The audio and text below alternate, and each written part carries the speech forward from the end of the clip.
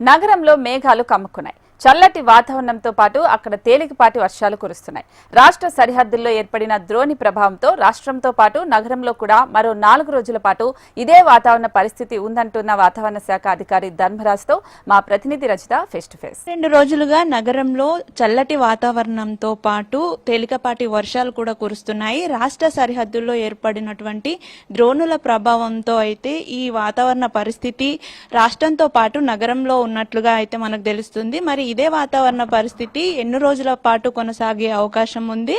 ద్రోణి ప్రభావం ఉన్న నేపథ్యంలో నగరంలో ఎక్కడైనా భారీ వర్షం నమోదయ్యే అవకాశం ఉందా? తదితర విషయాలను మనతో పాటు వాతావరణ శాఖ సీనియర్ అధికారి ధర్మరాజ్ గారు ఉన్నారు. వారిని అడిగి తెలుసుకునే ప్రయత్నం చేద్దాం. సార్, మనం చూస్తున్నాం 2 రోజులుగా వాతావరణం చల్లగా ఉంటుంది, అక్కడక్కడ వర్షాలు కూడా పడుతున్నాయి. సో నగరంలో ఎన్ని రోజుల పాటు వర్షాలు పడే అవకాశం ఉంది? ప్రస్తుతం కనుక చూసుకున్నట్లయితే నగరంలో కనుక చూసుకున్నట్లయితే పశ్చిమ గాలులు అనేవి వీస్తున్నాయి.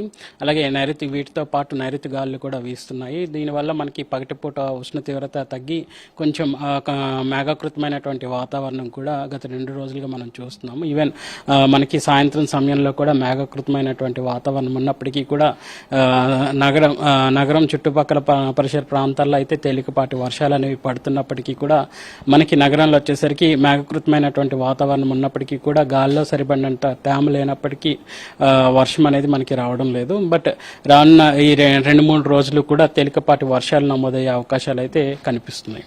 సో ద్రోణి ప్రభావం ఉన్న నేపథ్యంలో నగరానికి 4 రోజుల పాటు ఏదైనా అలర్ట్ ఉండే అవకాశం ఉందా సార్?